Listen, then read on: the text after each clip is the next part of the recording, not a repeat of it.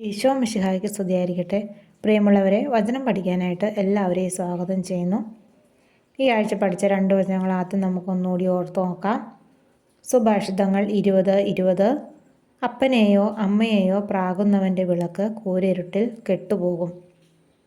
2 മക്കബായർ 8:18. നമുക്കെതിരെ വരുന്ന ശത്രുക്കളെയും ലോകം മുഴുവനെ തന്നെയും അങ്കുലീ ചലനം കൊണ്ട് തറ പറ്റിക്കാൻ കഴിയുന്ന സർവശക്തനായ ദൈവത്തിലാണ് നമ്മുടെ പ്രത്യാശ. ഇനി ഇന്നത്തെ വചനം നോക്കാം. മത്തായി 22:37.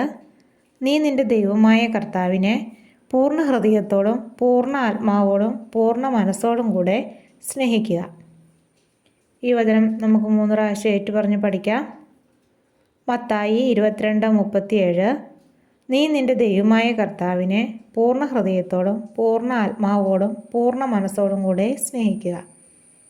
മത്തായി 22:37. നീ നിന്റെ ദൈവമായ കർത്താവിനെ പൂർണ്ണ ഹൃദയത്തോടും പൂർണ്ണ ആത്മാവോടും പൂർണ്ണ മനസ്സോടും കൂടെ സ്നേഹിക്കുക. മത്തായി 22:37. നീ നിന്റെ ദൈവമായ കർത്താവിനെ പൂർണ്ണ ഹൃദയത്തോടും പൂർണ്ണ ആത്മാവോടും പൂർണ്ണ മനസ്സോടും കൂടെ സ്നേഹിക്കുക. ഈ വചനം ബുക്കിലേക്ക് എഴുതുകയും പഠിക്കുകയും ചെയ്യുക. മറ്റൊരു വചനവുമായിട്ട് നാളെ കാണാം. ദൈവം എല്ലാവരെയും അനുഗ്രഹിക്കട്ടെ.